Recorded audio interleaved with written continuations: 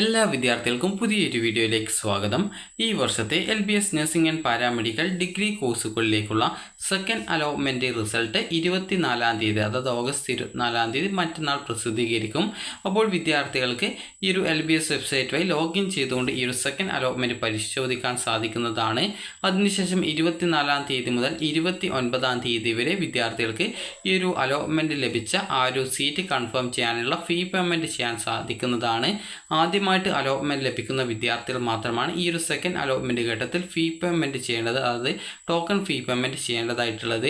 അതുപോലെ വിദ്യാർത്ഥികൾ ചോദിക്കുന്ന പ്രധാനപ്പെട്ട കാര്യമാണ് കോളേജ് ജോയിനിങ് ഡേറ്റ്, അതായത് അഡ്മിഷൻ എടുക്കേണ്ട ഡേറ്റ് എപ്പോഴാണ് എന്നുള്ളത്. അഡ്മിഷൻ എടുക്കേണ്ടത് ഓഗസ്റ്റ് 31-ാം തീയതി മുതൽ സെപ്റ്റംബർ 6-ാം തീയതി വരെയാണ്. അലോട്ട്മെൻറ്റ് ലഭിച്ച, അതായത് ഫസ്റ്റ്, സെക്കൻഡ്, തേർഡ് അലോട്ട്മെൻറ്റുകളിൽ അലോട്ട്മെൻറ്റ് ലഭിച്ച വിദ്യാർത്ഥികൾ കോളേജിൽ ജോയിൻ ചെയ്യേണ്ടതായിട്ടുള്ളത്. സെക്കൻഡ് അലോട്ട്മെൻറ്റിൽ അലോട്ട്മെൻറ്റ് ലഭിക്കുകയാണെങ്കിൽ വിദ്യാർത്ഥികൾ ടോക്കൺ ഫീ പേയ്മെൻറ്റ് മാത്രമാണ് അടയ്ക്കേണ്ടതായിട്ടുള്ളത്. അതുപോലെ തന്നെ അതിനുശേഷം തേർഡ് അലോട്ട്മെൻറ്റിന് വേണ്ടിയിട്ടുള്ള ഓപ്ഷൻസ് റീഅറേഞ്ച് ചെയ്യാനുള്ള സൗകര്യം വിദ്യാർത്ഥികൾക്ക് ലഭ്യമായിരിക്കുന്നതാണ്. അതുപോലെ തന്നെ നിലവിൽ ഫസ്റ്റ് അലോട്ട്മെൻറ്റിൽ അലോട്ട്മെൻറ്റ് ലഭിച്ച വിദ്യാർത്ഥികൾ നിങ്ങളുടെ ഫീ പേയ്മെൻറ്റിൻ്റെ സ്റ്റാറ്റസ് വെബ് പേജിൽ വന്നിട്ടുണ്ടോ എന്നുള്ളത് പരിശോധിക്കേണ്ടതാണ്. അതിനായിട്ട് ഈ ഒരു വെബ്സൈറ്റിലെ 3 ലൈൻസിൽ ക്ലിക്ക് ചെയ്ത് നിങ്ങൾക്ക് ലോഗിൻ ചെയ്ത ശേഷം പിന്നീട് വരുന്ന പേജിൽ ഇതേപോലെ 3 ലൈൻസ് കാണാം. അതിൽ ക്ലിക്ക് ചെയ്ത് കഴിഞ്ഞാൽ അലോട്ട്മെൻറ്റ്സ് എന്നുള്ളതിൽ ക്ലിക്ക് ചെയ്യുന്ന സമയത്ത് നിങ്ങളോട് ഈ ഒരു ഫീ റെസിപ്റ്റ് എന്നുള്ള ഒരു ഓപ്ഷൻ കാണാൻ പറ്റും. അപ്പോൾ അതിൽ ക്ലിക്ക് ചെയ്ത് നിങ്ങൾക്ക് നിങ്ങളുടെ ആ ഒരു ഫീ പേയ്മെൻറ്റിൻ്റെ ഡീറ്റെയിൽസ് അതിൽ വന്നിട്ടുണ്ടോ എന്ന് പരിശോധിക്കാവുന്നതും.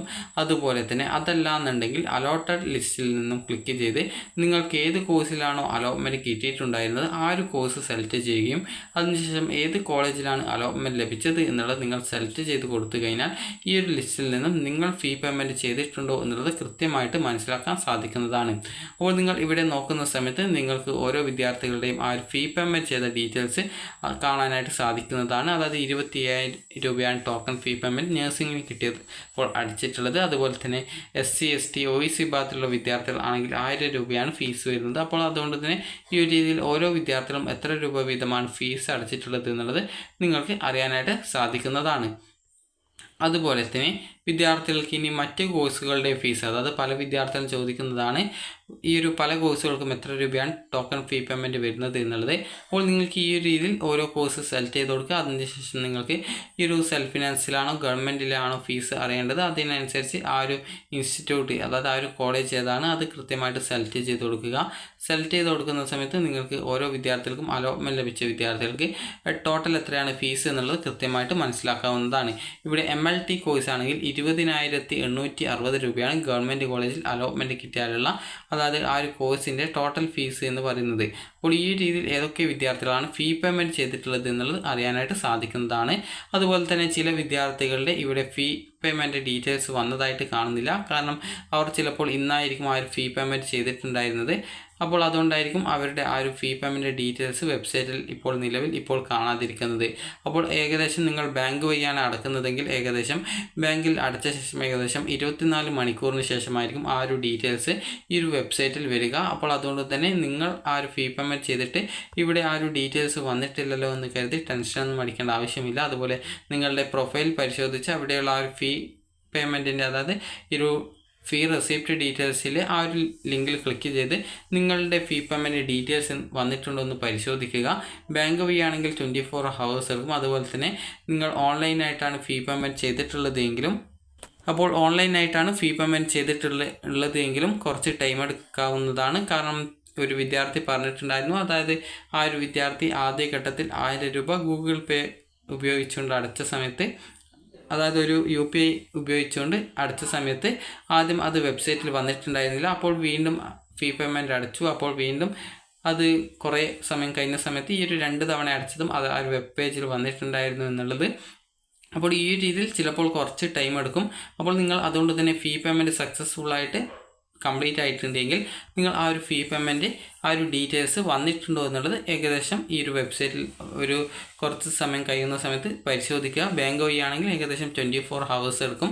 അതുപോലെ തന്നെ ഫീ പേയ്മെൻറ്റ് ചെയ്യുന്ന വിദ്യാർത്ഥികൾ നിങ്ങളുടെ ആ ഒരു ഫീ പേയ്മെൻറ്റ് ചെയ്തതിൻ്റെ റെസിപ്റ്റ് നിങ്ങൾ ഡൗൺലോഡ് ചെയ്തെടുക്കാനായിട്ട് പ്രത്യേകം ശ്രദ്ധിക്കുക.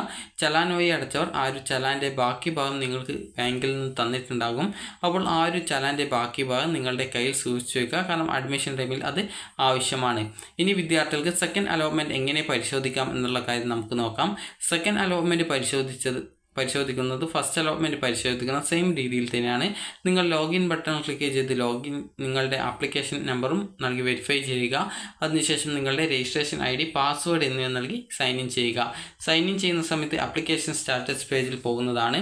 അപ്പോൾ ആ ഒരു പേജിൽ താഴോട്ടേക്ക് സ്ക്രോൾ ചെയ്യുന്ന സമയത്ത് നിങ്ങൾക്ക് അവിടെ അലോട്ട്മെൻറ്റ് സ്റ്റാറ്റസ് എന്ന് പറഞ്ഞുകൊണ്ട് കാണാം. അതിൽ നിങ്ങൾക്ക് അലോട്ട്മെൻറ്റ് കിട്ടിയിട്ടുണ്ടെങ്കിൽ, സെക്കൻഡ് അലോട്ട്മെൻറ്റ് കിട്ടിയാൽ അലോട്ടഡ് എന്ന് പറഞ്ഞുകൊണ്ട് കാണാം. അതുപോലെ തന്നെ നിങ്ങൾക്ക് ഓൾറെഡി അലോട്ട്മെൻറ്റ് കിട്ടിയിട്ടുണ്ടെങ്കിലും അലോട്ടഡ് എന്ന് പറഞ്ഞുകൊണ്ടാണ് കാണാൻ സാധിക്കുക. അതുപോലെ തന്നെ അതിനുശേഷം വ്യൂ അലോട്ട്മെൻറ്റ് എന്നുള്ള ലിങ്കിൽ ക്ലിക്ക് ചെയ്ത് കഴിഞ്ഞാൽ നിങ്ങൾക്ക് അലോട്ട്മെൻറ്റ് സ്റ്റാറ്റസ് പേജിലേക്ക് പോകുന്നതും, നിങ്ങൾക്ക് പുതുതായിട്ട് അലോട്ട്മെൻറ്റ് ഏതെങ്കിലും കോളേജിൽ കിട്ടിയിട്ടുണ്ട് എങ്കിൽ അത് ഏത് കോളേജിലാണ്, ഏത് കോഴ്സിലാണ്, എത്രാമത്തെ ഓപ്ഷനിലാണ് അലോട്ട്മെൻറ്റ് കിട്ടിയത് എന്നുള്ളതും കാണാൻ സാധിക്കുന്നതാണ്. അതുപോലെ തന്നെ നിങ്ങൾക്ക് ആദ്യമായിട്ടാണ് അലോട്ട്മെൻറ്റ് ലഭിച്ചതെങ്കിൽ മേക്ക് പേയ്മെൻറ്റ് എന്നുള്ള ബട്ടൺ ക്ലിക്ക് ചെയ്യുക.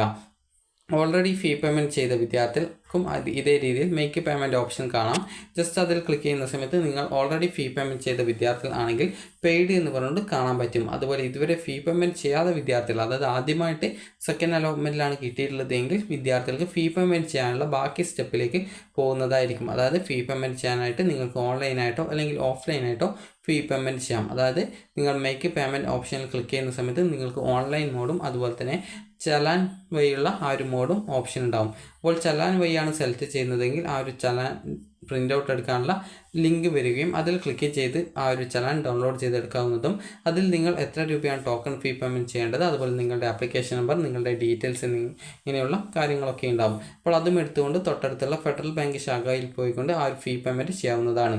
ഓൺലൈനായിട്ടാണെങ്കിൽ ഓൺലൈൻ മോഡ് സെലക്ട് ചെയ്ത ശേഷം നിങ്ങളുടെ debit card, credit card, net banking, അതുപോലെ തന്നെ UPI, അതുപോലെ ഗൂഗിൾ പേ പോലുള്ള ആ ഒരു ആപ്ലിക്കേഷൻ, UPI ആപ്ലിക്കേഷൻ ഉപയോഗിച്ചുകൊണ്ടൊക്കെ നിങ്ങൾക്ക് ഈ ഒരു ഫീ പേയ്മെൻറ്റ് ചെയ്യാവുന്നതാണ്.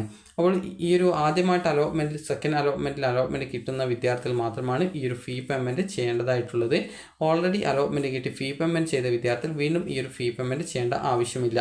അതുപോലെ തന്നെ വിദ്യാർത്ഥികൾ ചോദിക്കുന്ന പ്രധാനപ്പെട്ട കാര്യമാണ്, സെക്കൻഡ് അലോട്ട്മെൻറ്റിന് ശേഷം പുതുതായിട്ട് കോളേജ് ആഡ് ചെയ്യാൻ പറ്റുമോ? അതായത് ഫസ്റ്റ് അലോട്ട്മെൻറ്റ് വന്ന സമയത്ത് നിങ്ങൾക്ക് ഒരു സീറ്റ് ഇഷ്ടപ്പെട്ടു, നിങ്ങൾ ടോക്കൺ ഫീ പേയ്മെൻറ്റ് ചെയ്തു, ഹയർ ഓപ്ഷൻസ് റിമൂവ് ചെയ്തിട്ടുണ്ട് എങ്കിൽ ആ ഒരു ഓപ്ഷനിൽ പിന്നീട് തേർഡ് അലോട്ട്മെൻറ്റിൽ നിങ്ങൾക്ക് പുതുതായിട്ട് വെക്കാൻ പറ്റുമോ എന്നുള്ളത് അത് വെക്കാനായിട്ട് സാധിക്കുന്നതല്ല. ഏതെങ്കിലും കോളേജ് പുതുതായിട്ട് ആഡ് ചെയ്യപ്പെട്ടിട്ടുണ്ടെങ്കിൽ മാത്രമേ പിന്നീട് ആ ഒരു കോളേജ് വീണ്ടും ഓപ്ഷനായിട്ട് തേർഡ് അലോട്ട്മെൻറ്റിലേക്കായിട്ട് പരിഗണിക്കാനായിട്ട് വെക്കാനായിട്ട് പറ്റുള്ളൂ. അതുപോലെ തന്നെ ഹയർ ഓപ്ഷൻ നിലനിർത്തിയിട്ടുള്ള വിദ്യാർത്ഥികളുണ്ടാവും. അപ്പോൾ ഹയർ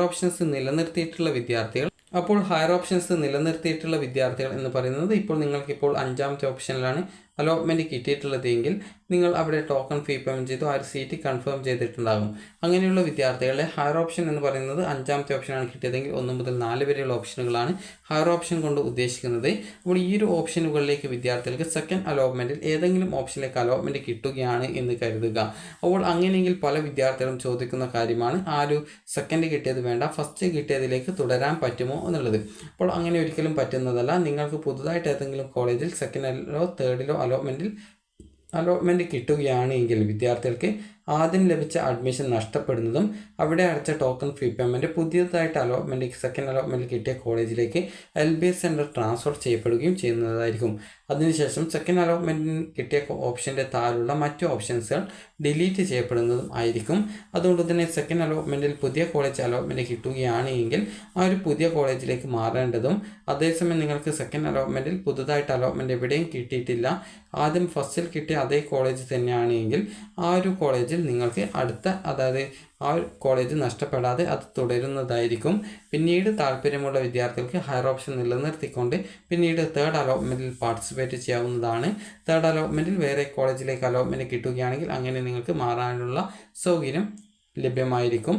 അപ്പോൾ വിദ്യാർത്ഥികൾ തേർഡ് അലോട്ട്മെൻറ്റിന് ശേഷം മാത്രമാണ് കോളേജിൽ ജോയിൻ ചെയ്യേണ്ടതായിട്ടുള്ളൂ. ഫസ്റ്റ് അലോട്ട്മെൻറ്റും സെക്കൻഡ് അലോട്ട്മെൻറ്റ് കിട്ടുന്ന സമയത്ത് ആദ്യമായിട്ടാണ് കിട്ടുന്നതെങ്കിൽ ടോക്കൺ ഫീ പേയ്മെൻറ്റ് ചെയ്ത് ആ ഒരു സീറ്റ് നിങ്ങൾക്കായിട്ട് കൺഫേം ചെയ്യുക എന്നുള്ളത് മാത്രമാണ് നിങ്ങൾ ചെയ്യേണ്ടതുള്ളൂ. തേർഡ് അലോട്ട്മെൻറ്റിന് ശേഷം മാത്രമാണ് എല്ലാവിധ ഡോക്യുമെൻറ്റ്സും എടുത്തുകൊണ്ട് അതത് കോളേജുകളിൽ പോയിട്ട് ജോയിൻ ചെയ്യേണ്ടത്. ജോയിൻ ചെയ്യുന്ന സമയത്ത് നിങ്ങൾക്ക് വല്ല ഫീസും എക്സ്ട്രാ ഉണ്ടെങ്കിൽ ആ ഒരു ഫീസ് നിങ്ങൾ കോളേജിൽ അടയ്ക്കുകയാണ് ചെയ്യേണ്ടത്.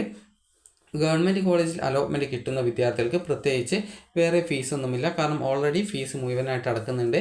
അതുപോലെ സെൽഫ് ഫിനാൻസ് കോളേജ് ആണെങ്കിൽ നിങ്ങൾക്ക് 25,000 രൂപ നിങ്ങൾ അടച്ചിട്ടുണ്ടാകും. അതിനുശേഷം ബാക്കിയുള്ള ഏകദേശം 85,000 രൂപ നിങ്ങൾ അഡ്മിഷൻ ടൈമിൽ മൊത്തമായിട്ട് അടക്കേണ്ടതായിട്ട് വരുന്നതായിരിക്കും. അതുപോലെ തന്നെ SC ST OEC വിഭാഗത്തിൽ ഫീ സാനുകൂല്യമുള്ള വിദ്യാർത്ഥികൾക്ക് നിങ്ങൾക്ക് ലഭിക്കുന്നത് ഈ ഒരു ഗവൺമെൻറ് കോളേജിലോ അല്ലെങ്കിൽ സെൽഫ് ഫിനാൻസ് കോളേജിലെ മെറിറ്റ് സീറ്റിലോ ആണെങ്കിൽ നിങ്ങൾ ഇപ്പോൾ ടോക്കൺ ഫീ പേയ്മെൻ്റ് ആയിട്ട് അടച്ചുള്ള 1000 രൂപ മാത്രമാണ് ആവശ്യമായിട്ടുള്ളത്. ചില സമയത്ത് കോഷൻ ഡെപ്പോസിറ്റിനത്തിൽ നിങ്ങൾ ഒരു 10,000 രൂപ കൂടി എക്സ്ട്രാ ആയിട്ട് അടക്കേണ്ടതായിട്ട് വരുന്നതായിരിക്കും. കാരണം അത് നിങ്ങൾക്ക് കോഴ്സ് കംപ്ലീറ്റ് ചെയ്യുന്ന സമയത്ത് തിരികെ റീഫണ്ടായിട്ട് തരുന്നതായിരിക്കും. അപ്പോൾ വിദ്യാർത്ഥികൾക്ക് ഈ ഒരു വീഡിയോ ഉപകാരപ്രദമായിട്ടുണ്ടെന്ന് കരുതുന്നു. ഉപകാരപ്രദമായിട്ടുണ്ടെങ്കിൽ ലൈക്ക് ചെയ്യുക, ഷെയർ ചെയ്യുക. Thank you for watching.